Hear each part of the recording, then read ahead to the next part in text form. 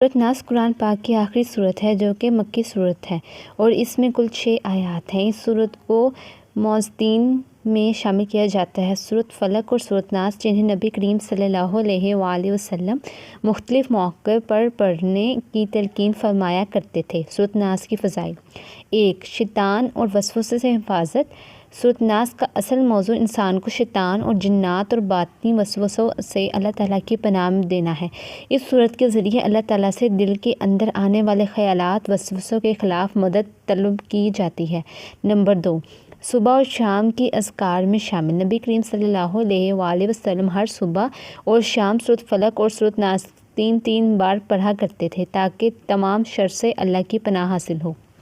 دم یا جھاڑ پھونک کے لیے اگر کسی کو نظر بد، جادو یا جسمانی تکلیف ہو تو سورۃ فلق اور سورۃ ناس کو دم کے طور پر استعمال کرنا سنت ہے۔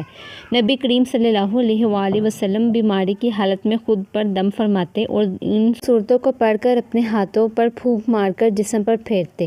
نمبر 4. بچوں کی حفاظت کے لیے۔ نبی کریم صلی اللہ علیہ وآلہ وسلم حضرت حسن و حسین رضی اللہ تعالیٰ عنہ پر سورۃ فلق اور سورۃ ناس پڑھ کر دم کیا کرتے اور فرماتے کہ تمہارے دادا ابراہیم علیہ السلام بھی اپنے بیٹوں اسماعیل اور اسحاق پر اسی طرح اللہ کی پناہ مانگا کرتے تھے۔